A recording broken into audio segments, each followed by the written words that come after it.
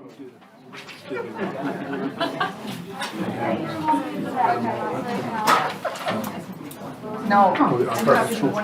Okay. All right, hello everybody. My name is Lucy. I'm the Adult Services Librarian here at Harlan Community Library. This is Alan Moores, as most of you know, who has so kindly come to present this to us. Welcome, everyone. You're going to see me pop my glasses on and off. I just made a 3-hour trip from Kansas City. And I didn't stop until, of course, I had a doctor's appointment. I had to time it with something. This is going to be very informal. The handout I've got, this is the first of these I've done, and future ones you'll see on pages 2 or 3. I will add photographs of these individuals to create some more vitality to the gray type. But so why did I start doing this? How it all started, and I think Stephanie here at one time back there, I'm going to pick you out. Stephanie, were you in charge partially of this? And Lori Christensen, you both tackled this early.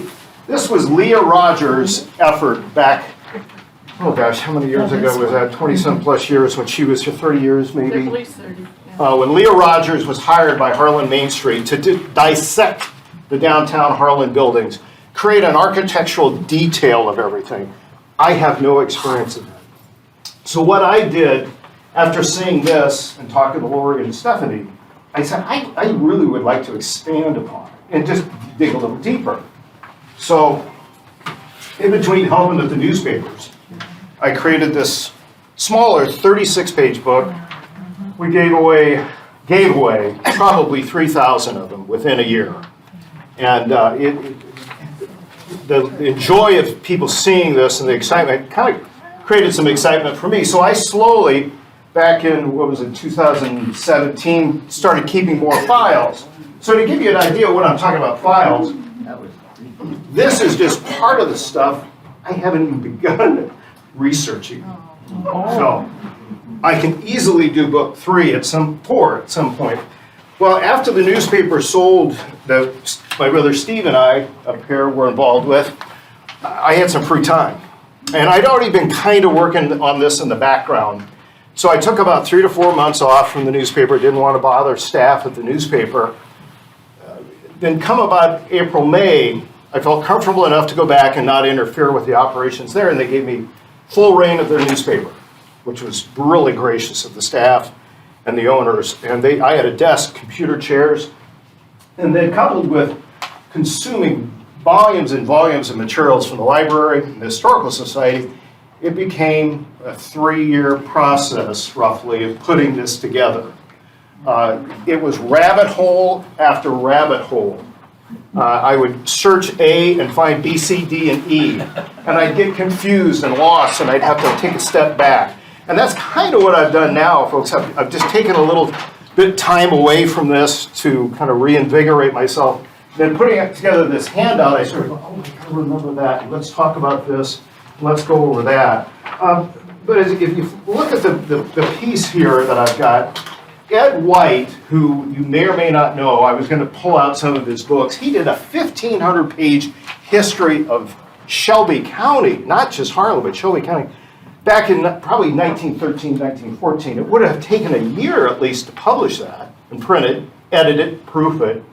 And I just, as a young adult, I was so enthralled with it. Well, I took that passion. Eventually, when I got to high school, I started writing historical pieces. Quite honestly, taking content from Ed White's book. It was just so rich, because at that time, you couldn't search newspapers other than just flipping the pages. It's brutal, and it's brittle, and it's smelly, and it's dirty, and your back is killing you, because I'm down here flipping pages, trying not to tear them. And you would find anecdotal front page stories, and what I found interesting about that era too, something you would think would be just amazingly important to be on the front page. No, it's buried on page 5, because quite often the last minute details couldn't make the front page. They already had them printed in lead type. So these important stories would be buried in a little paragraph on page 5 or 6. So that became very tenuous for me. And then thankfully, the library with some funding from grants, a little bit from the newspaper and the Shelby County Historical Society, started scanning the microfilm. There's a microfilm machine just out around this corner. If you've ever looked at microfilm, I'm amazed you can still see. It is horrific. I mean, it's just brutal. And that little thing, you slide, the image comes up and you tap it. Tapping it means you just went through a year. So you're just constant, and so it gets scratched. And I learned after a short period of time, I can't do this. There's no way. And fortunately, there's a firm based out of originally Iowa City, then Cedar Rapids, that started scanning newspapers. And the interesting side of this was, so we gave our newspapers to Heritage Film in Cedar Rapids, Iowa. And unbeknownst to us, or it was a continuing contract, we signed off the rights to our product to them. To hell with copyright. I mean, literally, gone, poof. And I'd say 20 years ago, a bunch of newspaper owners like myself reached out because what was happening, newspapers.com had bought Heritage Microfilm and were using our content and selling our content. And we got into legal stuff and whatnot. They said they'd give us a free subscription and things like that. Great. And I didn't say yes. I mean, dummy. But they don't have quite the content that was sitting out here. So slowly, the library gave these canisters of microfilm to a company that split off because they thought what newspapers.com and Heritage Microfilm were doing was lacking integrity. And they started their own company called Advantage Systems, and they reached out to individuals like newspapers and say, hey, we can scan your papers for you, and it's pretty expensive. And it's obviously gotten more affordable. So the newspapers started being able to be scanned and keyword searchable, kinda. I mean, I'm just gonna warn you, you start searching and you're gonna go, I know when my grandpa died, I know it's gonna be in this paper. Nothing. The next time you search, it may hit. It just makes absolutely no sense to me.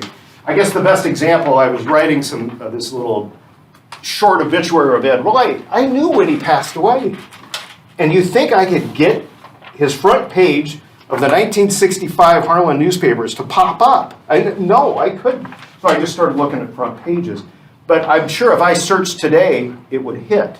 So it's very flimsy. You hit and miss. If any of you start doing some research, just be patient. You'll find it. It's a little cumbersome. And just recently, they added the library, through a grant, added about 20 more years of let's say 1911 and back. I had also done the same thing. I was taking bound volumes. The library was giving back to the newspaper, or Steve and I, the old bound volumes. I was taking to a firm in Omaha to scan. And funding was helped by the the Shelby County, the Hotel Motel Tax Fund. I spent about $1,300 scanning individual copies of these newspapers. I'd cut them and they'd send them down and scan them. Painful. Because some of them were really good quality, others weren't. So again, what did I run into when I was doing these research pieces? I knew when James Long, the founder of Harlan, was born, died, whatever. You think I could find that one day? Then the next day I'd find it. So just be cautiously, if you do any research on the website, there's a link on the newspaper site. The Advantage Systems, they're doing probably a couple hundred newspapers in Iowa, but it's a wonderful way to just do some quick research.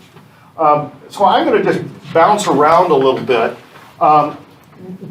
If you want to know what I went through, and our staff can vouch for it, that I would interrupt work and just go, you guys, you got to come see this. You got to come look at this story about what happened somewhere, and you can't believe this occurred. It was on the front page of what they say. And so out of that, why I was stumbling upon so many different newspapers was these businesses in these buildings, if they advertised at all, they never said where they were located. The use of an address was irrelevant. Everybody knew where everybody was at. So it became, I would backtrack somebody would say they were located next to the post office. Well, the post office was in 4 different locations. The courthouse was in 4 different locations. You've heard me say Tinsley Jewelry, which is a very well-known jewelry store, which is now housing Dr. J's. 6 different locations, folks. And it just became this constant puzzle. You'd get bits and pieces. Hence, you'd have files like this going, okay, I think this individual bought the building then or didn't buy the building, and you'd just research back and forth. So it was a constant game, and it was fortunate that at least I'd grown up here in the 60s and 70s, so I had some tenor or understanding of some of the old businesses from my parents, or Stephen Mai's parents.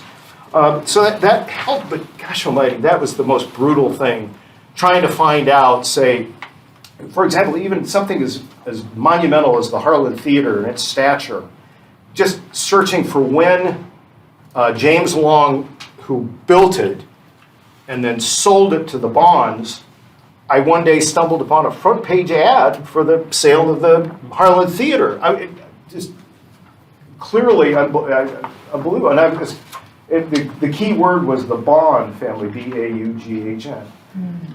And out of that, the segue to the Bonds is, damn it, they had 4 brothers. And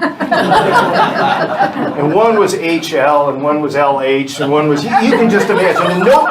And I've researched this, folks, and does anybody know why back then, in the early 1900s, you weren't Allen, you were A.L. Morris? I never could determine what the historical reference or why people did that back then. Instead of saying, you were Alan Morris, you were A.L. Well, and then you couple that with a typographical error. One brother, because both, in one case, the 2 brothers were very aggressive business people in the community, and their names would be transposed accidentally. So I would further get confused on who was what and when was her. And quite honestly, let's say I was done with the first 25 pages or 50 pages of the book, and there, behold, would trigger something to go back to. Or some of my fellow researchers, like Marty Burchett here, would say, hey, Alan, I just found a story you might be interested in, that this tracks this or tracks that. And that was very helpful. I talked about the scanning. And also, I do want to warn you that when you're looking at these scanned issues on this website, there are issues missing. Either due to human error, the scanner having a bad day and thought they'd done those, you can imagine. They're taking these huge papers, carefully putting them on a glass scanner, patting them down, maybe scotch taping them. They get a call from somebody, they come back and go, okay, what did I do? Did I do that one or not? So just be patient, because there are literally entire issues missing when you're doing any research. Let's see, yes, I talked about Ed White's obituary, dying at 65. A building's name also just drove me crazy, because it could be, I built it for Paul, but it became Paul Linen's building. Is that, even though, so I kept combating these different names, and Leo Rogers, who was hired, I gleefully found errors. I tell staff, hey, I got one. I'm like, what are you talking about, Alan? Who cares? But I was just trying to create a naming sequence. And I guess another one that was common, so this Tinsley Jewelry, right? 6 different locations. So the newspaper would publish a story saying their business in the Tinsley building, or this event happened in the Tinsley building. Which one? What were they talking about? And in covering, another interesting one was indeed the Tinsley family, who are still out in the community, and they would reach out to me with stories. And they themselves didn't know the history. They just knew their great-grandfather had gone bankrupt. He'd gone belly up. Well, it really wasn't that bad.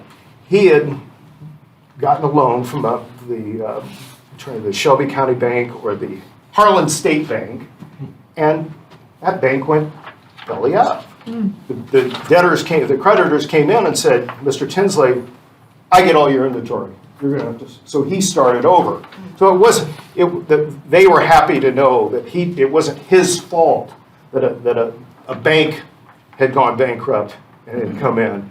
And if you've read any of that piece about this bank that went belly up, I think I've got a quote in there. Basically, the newspaper editor, which back then, you think today's news is opinionated. Oh. I mean, just outlandishly just said they were bad business people. They loaned money to the wrong people. They were idiots. And okay. So the building's name became, and it continues. I've still got 5 buildings that I can't figure out. A good example, one was called the Mammoth Building. And all I could think of when I kept trying to research it, the editor thought it was a big building, so he called it Mammoth. But I was trying to research it, trying to keyword search Mammoth. The other oddity that took me about 6 months to figure out, I would call it a building. They would call it a brick block. Well, it's not a block, it's a building. But they called this thing a brick block. And when you look around at downtown Harlan or all these businesses in any other community, can you fathom putting down the money they put down to put up these buildings? I mean, it'd be an easy million now. It's just unconscionable. Like James Long building the Harlan Theater, all the businesses from the West Side area there, and then all the businesses from Purple Door, Secret Serenity, and Dr. J's were all built by, and just fascinating, the wealth that they had, or the guts or the gumption, but also knowing that population of 2,500 or 3,000, they had nowhere else to go for food, clothing, goods, whatever. It was all confined right there. And I did see the stories, of course, that they would be running ads just like our Harlan Shelby County Chamber does here in the community, saying all the businesses got together. We can't stay open any later anymore on this night or this week or during the winter. We're not going to be open till midnight or whatever night it was, because you've all heard the stories of people going shopping on Saturday nights till 9 or 10 o'clock at night. So literally nothing has changed, folks. I can assure you. The good old times are the same times as here in regards to a lot of the subtleties of businesses. The politics. I can't begin to tell you how mean and vicious it was. There wouldn't be a front page story every other week where they would be, imagine, for example, Steve and I just constantly attacking each other's paper. Well, he's a fool, I'm a buffoon, and it just, what a right mind, and usually it was based on political values. So in researching, what I did also stumble upon, quite a few of the years I researched would only be one of the 2 city papers, either the Tribune or the Republican or the Harlan Hub. Well, if that was the only document, then I only had one doorway to look at, because advertisers would not advertise with an entity that they didn't like politically. So again, that was another doorway that kept getting locked on me, that I would just I'd have to end my story, so to speak. But the animosity, I should have had given you quotes, and that will be maybe in a future one, but some of the things they said about people, just incredible. Which will segue me into a few other just things that I just had to put my mindset back into a different era. Because I'm looking at these cold cases that reference the West Side, I'll call it a murder, and also the antacid or the laxative murders that occurred in the 1925. Autopsies weren't performed, folks, until really the 1970s or 80s. Now, they would have a coroner come and investigate, and it might be Al and his wife and I on that committee. And we go, oh, yeah, he had a drinking problem. She had this. And that's why he or she wasn't of right mental mind. So That's why they died. There was no inquiry, that was literally about it. There was no CSI or DSI investigating. And I'll reference the West Side investigation, where the gentleman was found in the basement of the West Side. And if you read the story a couple more times, you'll get it. He crawled down into a lower cavern in the basement, stabbed himself, crawled up a 6-foot wall, went in the basement, another basement in the lower West Side, covered himself up, and died. That just does not add up. So, and no matter how much common sense that makes, and I never told my brother this, my dad, I think, was on one of the coroner investigative committees on this, and was writing about it.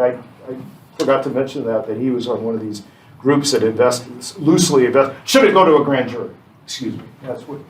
But what ended up happening in that case, if you've read it, the investigator from Des Moines, who of course came out, but the gentleman had been buried the day after his death.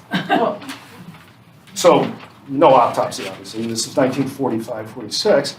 And so all he had to go by was photos that then, I believe, Dr. Bisgard had taken. Folks, this is camera, quality, dark room, what the heck's going on? And what they ended up surmising, that he had somehow superficially stabbed himself to death and then died up on the other floor. And the family obviously does not agree with that. A family member did reach out to me and is quoted in the book saying that it was kept quiet in the family. They were scared to death that whoever it was, the mob in KC and wherever, would come back. Because he was in Italy for some time during World War II. And came back pretty distraught, very unique, and struggling. And then there was I talked to another resident in Harlan that is convinced another family member did it because he was tired of him beating up his mom. Not in the book, but I'm telling you, right? That was one of the hypotheses. But they felt it was the family felt it was a murder. And I'll segue a little bit here later to the laxative deaths, which I can't fathom how nobody got charged with that. But we'll get to that. Obituaries. I do remember, and Steve probably does too, our father Leo, just being so frustrated with obituaries. And I didn't understand it until I started reading all those papers. The publisher wrote your obituary on the fly. I mean, plain and simple. A nice person, a drunk, a happy person, mentally unstable. You name it, they were throwing it. And if the person was of some disrespect in the community, that only added to the fire. You just... And so my father, I get it now, because he would come into work, and it still happens to us to a certain extent. Today, when someone passes, you're scrambling to put together some maybe, of a prominent citizen, the front page story, okay? Well, then you shot your whole morning trying to put your paper together. So I understood what Dad was saying, and Dad, Steve and I both knew, had his obituary written, oh gosh, years ahead of his passing. He just wanted it done. So, and now, of course, they're written by professionals to a certain extent. And but I can't fathom walking into work on a Monday morning and somebody has passed. Now, our staff at the newspaper know, too, that we recently had a very prominent citizen pass in the community, and Renee and Lori and I all jumped in to dig up what we could to add to the content because the family had left the community, but he warranted something more than what we had gotten. So it still does happen. For that individual, it does pass. Folks, what was particularly disturbing was the number of deaths every issue by accident or by suicide. Just terrible. I got to the point I just couldn't read them. And it was quite often, of course, these were, we're talking about pre-1930s. And well, let's say 20s to the late 1800s. Times were tough. And you've got to also realize people came over under servitude. They were basically slaves, quietly, not written about a lot, be it from Denmark, Elkhorn, Italy, wherever, to pay off their cartage to come back, to come to the Americas. And sometimes they just, maybe their life just was so horrible, they just chose to do something else. I was just stunned how many. And they would often, the obituary would be very simple and clean, normally addressing the interpretation they had a fatal disease, they were under servitude, they had mental health issues, their marriage or their business had gone down. But I got to the point, I could do a small book, I bet I'm not going to, but I just was really challenged by that. And then also, equally sad, was the number of children that were killed.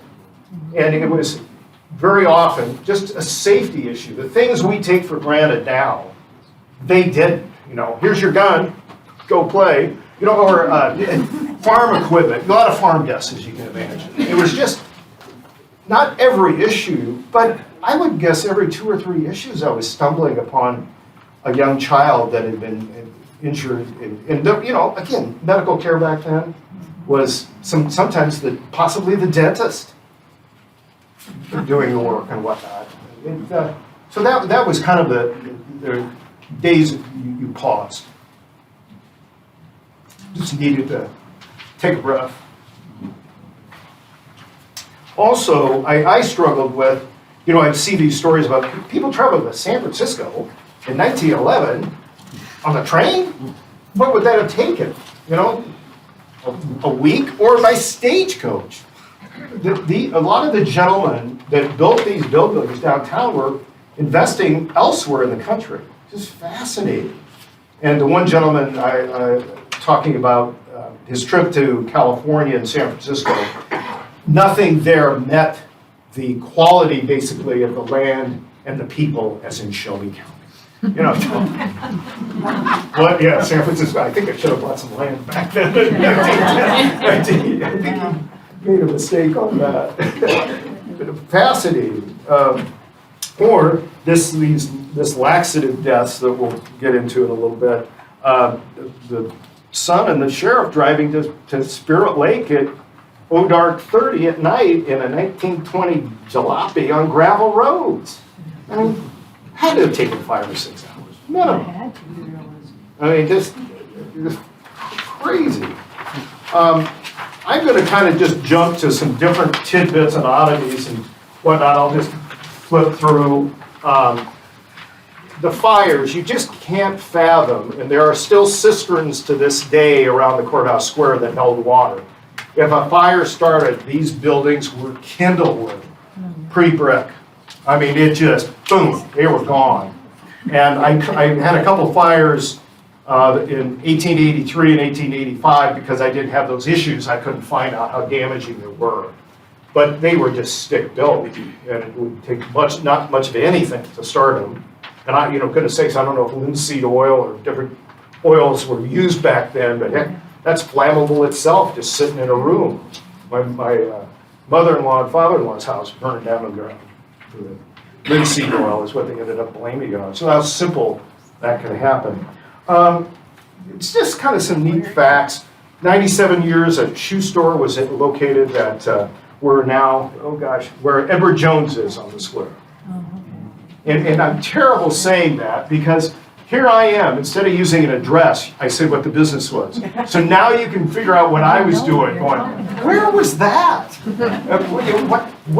Who ran that? So again, it was this jigsaw puzzle that I was constantly putting together, who was where and what was when. It is interesting that building, the Edward Jones building, I begged and begged to get upstairs because the second story was built later, 10, 15 years later. And Debbie Davis said, "Oh, sure, go ahead. My husband's up there." It is nearly authentic back into that era. The doors, the handle, the door hardware, some of the light fixtures. And then he said, "Well, you won't believe this." And he opens up the door, and there's the skylight for the first floor when it was a one-story building. There I go. I go down a doorway looking for all the buildings with skylights, and most of them did have skylights. But I had to stop. How many little doors do I go down and break out? What story do I tell? So Wheeler Block, okay, that was Bacon Hardware, and is now the Rise Donuts, and what's next to Rise Donuts? Oh my gosh. Coffee Girl. Okay. That was owned by W.W. Wheeler. And this was a gentleman that I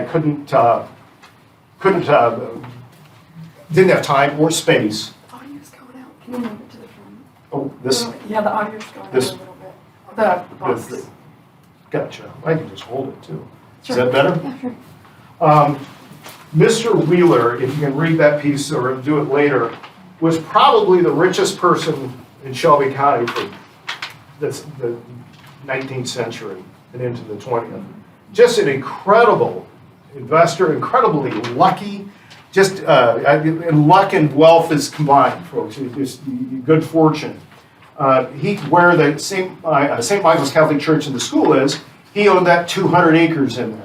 Sold it to the future college that went bankrupt, but he sold it for $40,000. Well, in today's money, that was $1.3 million. So just to put it in perspective, if we were to buy that, and that's probably too cheap. I mean, to buy 200 acres in the middle of a town. He was president and owner of the Shelby County Bank, owned 5 Iowa hardware stores, had a cattle ranching business, not only in Iowa, but in Texas and other states. He ran Harlan Clothing, the precursor to what we saw here. And then one of his comments when he hit his 30th anniversary in 1910 of being in the community, he had outwitted 43 other competing businesses in the hardware industry. And I can attest to that, because I tell you, I couldn't keep up with the hardware stores. I had to just give up, but I just went, yeah. I mean, they'd last 6 months to a year.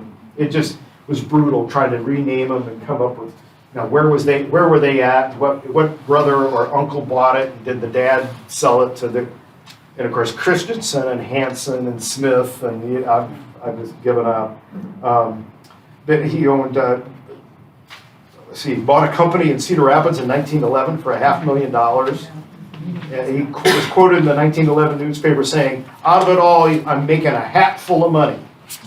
So then his health apparently went south. He moved to Chicago, but left his home in Harlan here. Got in some bad dealings with, back then they called it the syndicate.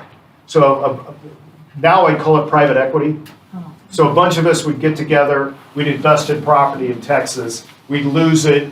He was the only one with money. So that's who they went after. I don't know if that caused his health decline also.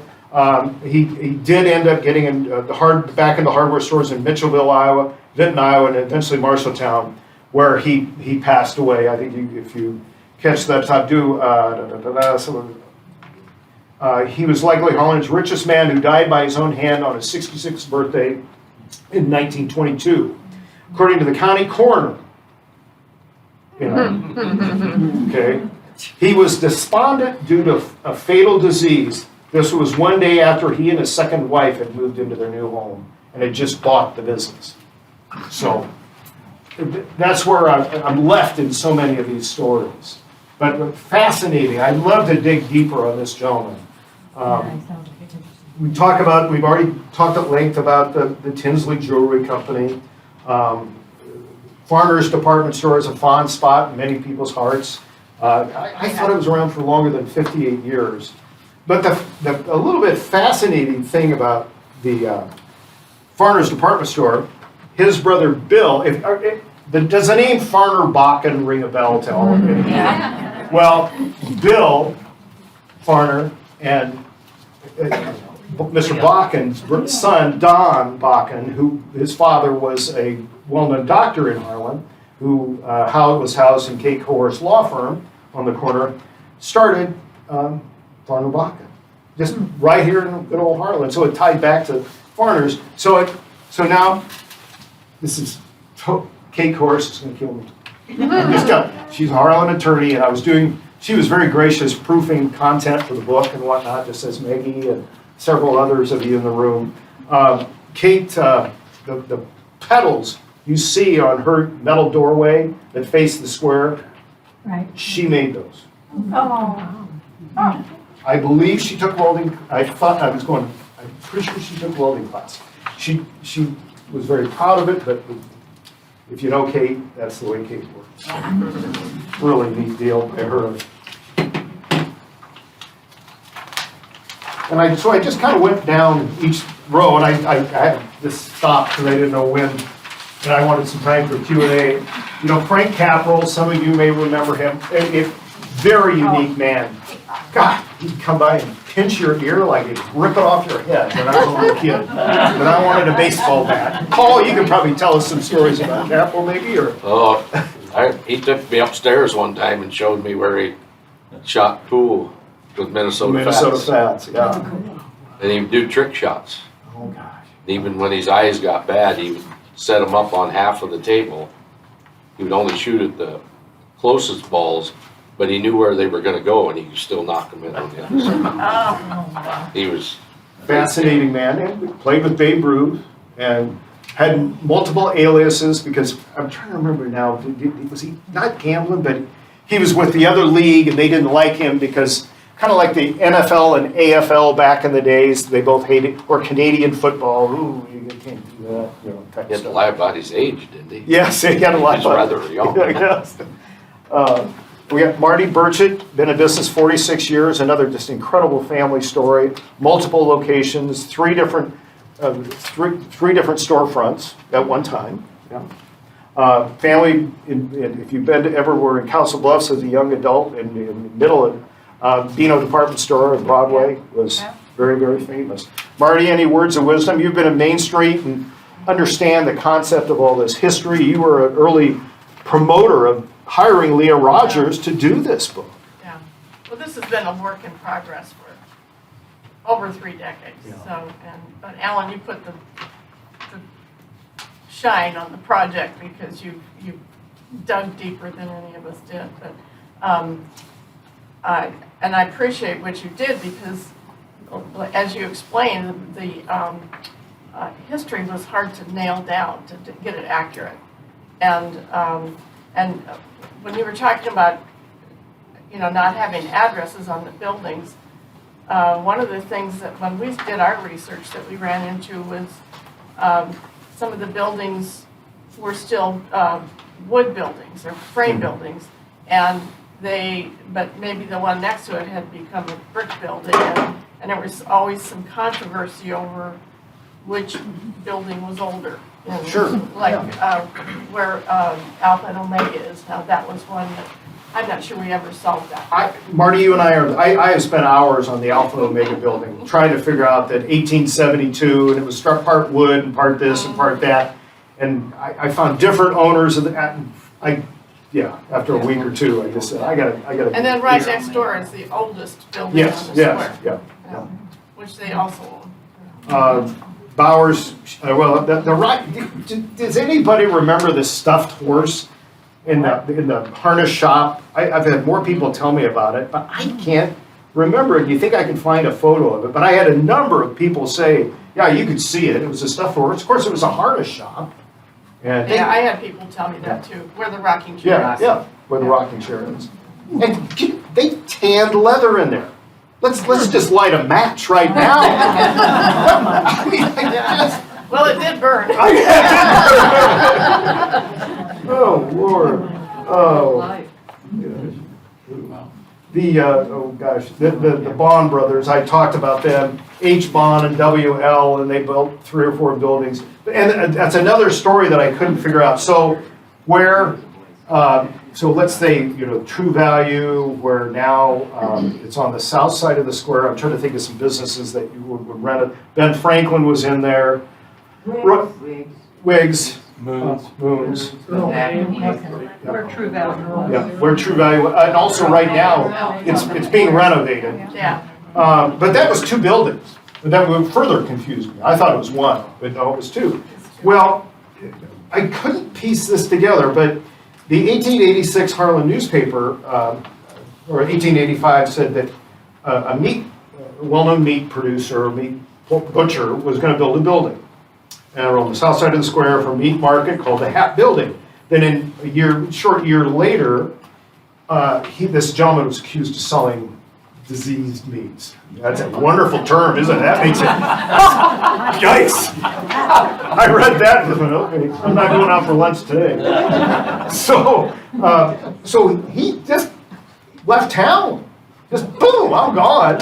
And one of the Bond brothers bought the building. Now what I couldn't determine was it the wood building or the brick building?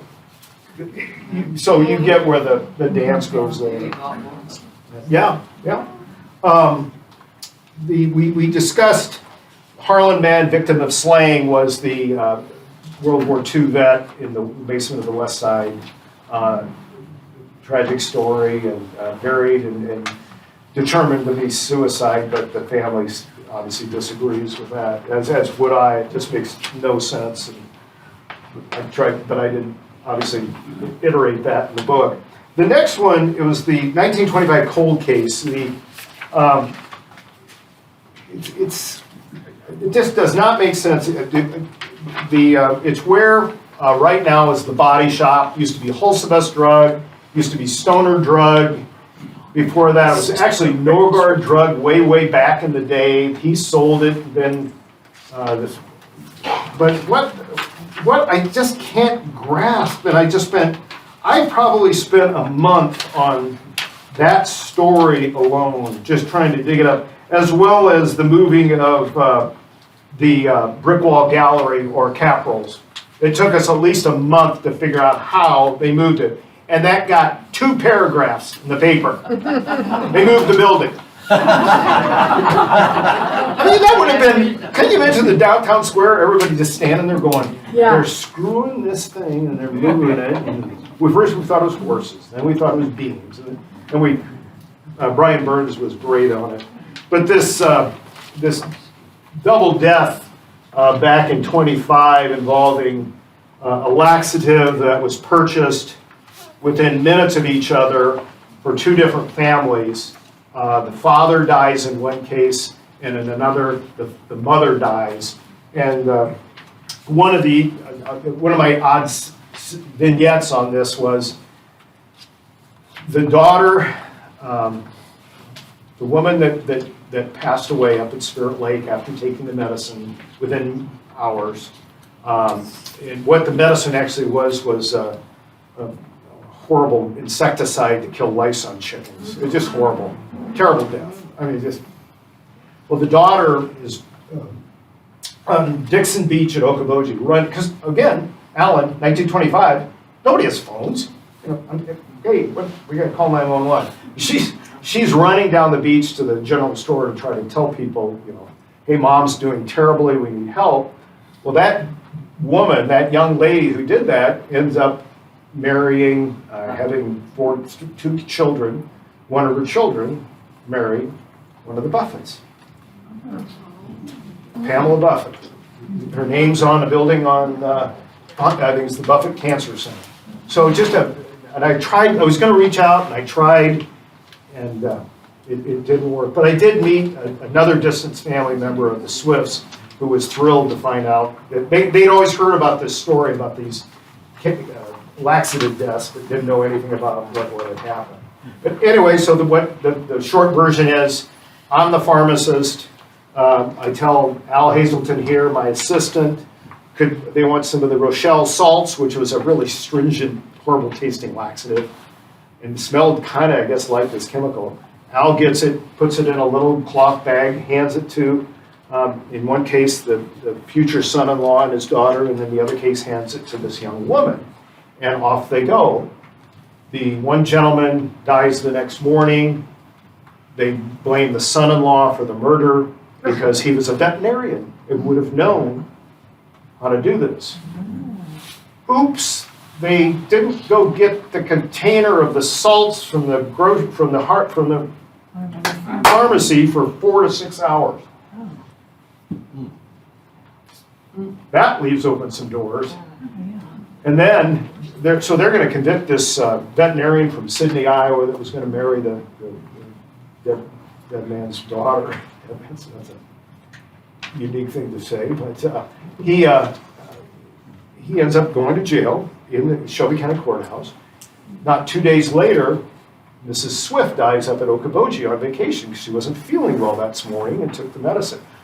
That let him get out of jail because there was no, what were the circumstances of the crime?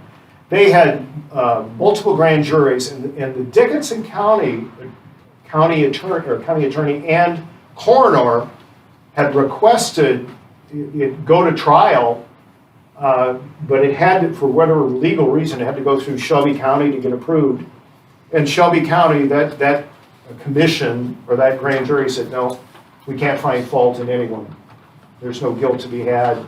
And the owner of the pharmacy went on to a wonderfully successful career. President of the Iowa Pharmacy. Yeah, can you imagine the damage that would do to your career today? Oh my goodness. Well, and I do want to at least mention what any money for the book is going to tourism. They paid a portion of my expenses, my hard costs, scanning, weird software I had to buy, or some of the just oddballs, like getting the copyright. So any money is going to go to tourism for Shelby County. What I'm going to do tonight, if anybody wants to buy a book for $15, I'm going to make up the $5 that it's on sale, plus pay the tax. So I'm going to pay the $6.40 if you want an extra book, and don't kill me. Linda Darren just bought 4 right now. I'm sorry. I came up with this last night. I was going, you know what, if you needed some extras.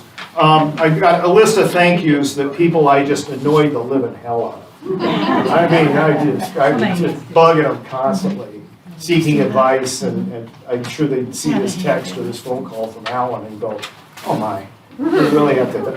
And Marty and Al Burchett were just another just wonderfully splendid. Sharon Lukey just opened her doors to me. You've got Marty and Al's building, the old Shelby County State Bank building. They took me upstairs and downstairs, the old safes, the windows, marble, fascinating, just fascinating building. And that every second story has a story. I couldn't go there. Just the turnover. The attorneys, the dentists were just constantly moving. And meat markets. There would be 20 in town at one time. Now, and I was going to do a piece on how many grocery stores. At one point, in I think the 1930s, we had 9 in Harlan. 9 grocery stores. Just unbelievable. So you see the little doors that I opened, but I can't touch it. It doesn't matter. One of the things in this book versus this earlier one, this was pretty factual, kind of boring. This one at least has stories about people. Heath Kaufman, his longtime bartender, individuals, touching a little bit on Marty's career and some other businesses' career, the Lukeys with the Harlan Theater. I tried to dabble when I could. And so how did I decide who and when? It was basically just who was easier to work with. That's News 101, folks. It's just who gives me the doorway to open up. And if I can't get a hold of somebody after 5 tries, I just go, and if they don't care, that's not my fault. So when I knew when the book came out, they go, oh, I should have talked about it. But that's if I do another one. Because like I say, I got a lot of stuff to dig into if I want to. But any questions that you can think of? Yeah, Marty? This is just to call attention to some of the confusion you ran into. 616 Markets was built by a man named Lukey, and his name was spelled L-E-U. And then you go over to 604 Marcus, and that was built by Herman Lukey, and that was spelled Lueck. Good, great example. I went and stewed over that for a week. We never probably. really figured that Yeah, out. and it could have been typos too. Again, I mean, in those newspapers that I Well, the picture of 604, there's that historic sketch there. Mhm. That is spelled Lueck. Gotcha. And now the folks that own the theater Or are Lukey,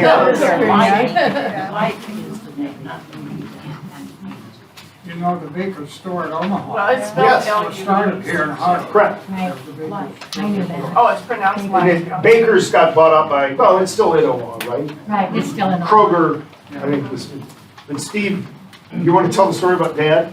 You remember him saying, On Baker's? yeah, go to hell with you? They got in an argument over pricing. And Mr. Baker was very, very shrewd, Dad would say. I mean, meaner than scat. And they got into a fuss over some issue. Maybe it was a story we'd written or whatever, and he was going to stop advertising. And Dad just said, fine, you're never coming back. And he never did let him back. Never did. Went on to great success in Omaha. Had a store in Walnut. Wonderfully successful family. Just tremendous. That just throws a little, the stuff we deal with on the newspaper side, just occasionally. Just getting tidbits of what Steve and I would wake up at night and think about. Any other? Steve, Larry? Since you've got nothing left to do, and you've done such a wonderful job around the square and while you're working on the. Yeah. You ever thought about going off square? There were a lot of buildings down East Market Yes. and some newspaper down 7th South that you might want to think about too. I couldn't agree with you more. East Market, unbelievable buildings. There are some early photos of fires or whatnot, just must have destroyed them. Just absolutely fascinating. And one of the sidebar story, I'm up at Okoboji, and a woman taps me on the shoulder and says, Mr. Morris, did you do a book on downtown Harlan? I said, yeah. Well, do you remember the Cohn family, C-O-H-N? I said, well, sure, yeah, I did, vaguely. They owned the grocery store, they owned the building, you guys this old, when you owned Coast to Coast. Now it's Mikasa. And he was a Jewish immigrant and came to Harlan, ran a grocery store, just the fond memories their family had and talking about our father and Alan? because people wouldn't do business with him. Because he was No. Jewish. Plain and simple, folks. There were a lot of Jewish grocers around. Yes, and that was a But common. The reason that, just to address that, his comment though, was the reason that we only did the buildings facing the courthouse was because we didn't have enough money to go off the square. So we did what we could because that was money that was raised by merchants and individual benefactors, because we didn't have the 1% tax that funds tourism. We didn't have that now, so we just had to live within a very small budget. Which brings up this Leah Rogers again, who passed away several years ago. I simply don't know where she got some of her facts. I cannot know what document. I went to the courthouse looking at land records, and I'm not finding a particular couple buildings. The body shop building, I had 5 A lot of different. volunteers helping her. Okay. I mean, it just drove me, kind of baffled me. Yeah, Lori? Todd, mention the fire maps. Oh, yes. That was a fascinating stumble upon. They kept, Marty and others were talking about these fire maps, and I didn't know what they were talking about. I did some digging, was actually able to find them. About every 10 years, a graphic artist would come to your community and make a fire map for the local fire department, saying what the building structure was, what the interior was like, was there a second floor, was there a basement, and sometimes put the type of store and maybe the person's name. Maybe. But they'd say jewelry store and some of the terms used for different industries, you had to look them up. because I didn't, I mean, I'm trying to remember clothing stores or some pharmaceutical, it was just a name I'd never heard. You know, of course, I'd heard of sundries before, but, you know. Haven't you? I haven't, yeah. So the fire maps were very helpful. They're beautiful. I actually framed a couple of them. Kate Corus has bought a couple, and Sharon Lukey's got one of certain years. Fascinating stuff, and just huge files. I mean, just they're huge. Yeah, they wear every 10 years. Yeah, Pat? My grandmother was big movies blonde, Oh, so it was her family that owned. I'll be dang. Here's another story. There's another doorway for me. And she owned, the building where movies and movies and all Yes, that. yes. Two buildings Yes. together. Yep. And we lived upstairs. I lived there for 18 years. Huh? Or for 8 years. And we had a huge, gorgeous 3-bedroom apartment up there. And, but she was a blonde. I'll be darned. She was related to all those Uh-huh. buildings. Thank you, Pat. Well, I've taken up a lot of your time, but Craig? Yeah, are there many buildings yet in Harlan, whether off or on the square, that still have a facade that if it was removed, would have a great historical presence? Yes, right now, if Pizza Ranch is talking about returning underneath some of the Pizza Ranch, its historical facade is still there. I know Terry Knapp's building, or Kevin Osborne tried, but it was all crumbly. And Tammy, any thoughts on your building? You've got, It's there, it is kind of there, but I mean, those were huge. yeah. I I don't know what Tam- the size. Tammy, tell everybody your the old Maury's Clothing. So we And, have the one where like Bruce's Appliance Oh. most recently was in there. There was a candy shop in there for a while. but it had It massive. had this big, like, it used to just have like one door and you would walk in and that was like exterior. Like it didn't have, it was open. And then you would either go to the right or the left into the two stores. Or up to the living quarters or apartments or whatever. And there was a great big brick window, and that's still there under all of the stuff. I don't know what it looks like on the exterior, but on the interior, the brick is all still there. It looks like we lost Maggie Hatcher. She ducked out earlier. And Steph Monahan, they created, oh, I should have brought that book, it's upstairs, the Fisher Postcards of Shelby County. The pictures that we did back, gosh, was that 30 years ago, 20 years ago? Yeah, a minute. And the horrific story behind that was Stephanie's computer crashed. And we were somehow able to recover painfully a lot of that information. Stephanie and Maggie just spent their life doing that. And it's a beautiful book. It's available still on eBay, I think. And so. Alan, the candle's not lighting for me right now. The brick wall gallery. Yes. Who was the architect who put the purple? It's Luxford Glass. I know that it's available. You see it all over the community.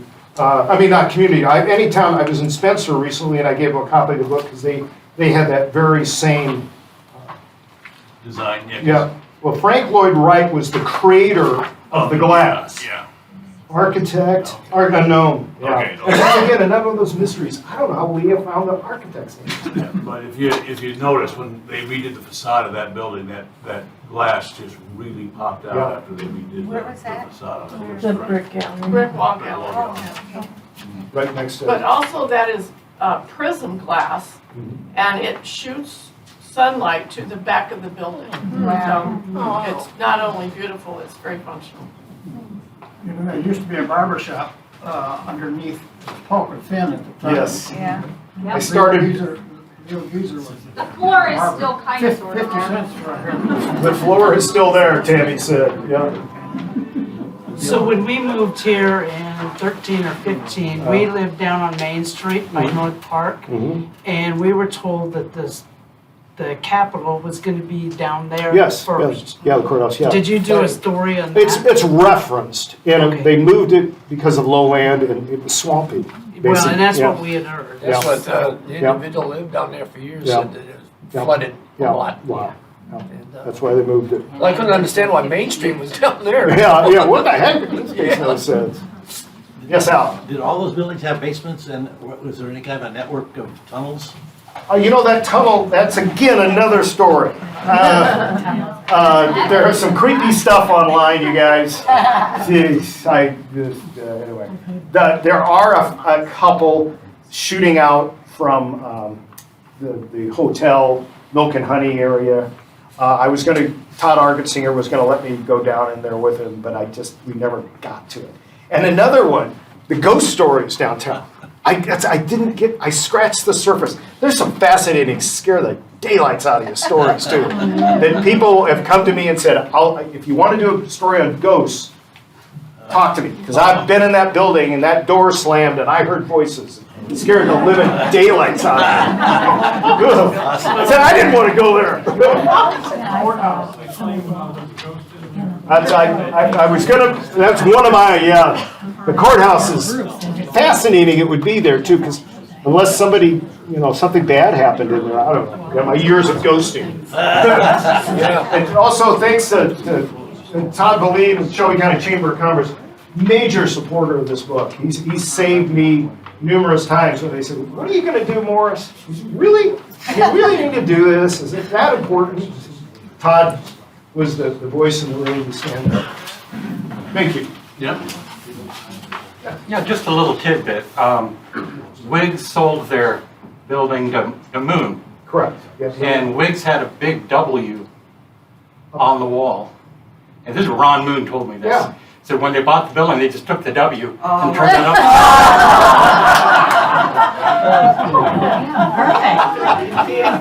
I can see that happen. Fascinating. That's a good one. Well, thanks again, everybody. Appreciate your time. Thank you. I didn't think I could talk that long. Thanks to the library for thinking of this idea. Lucy. Thank you for coming and for holding us up. Well, I don't have any cheating.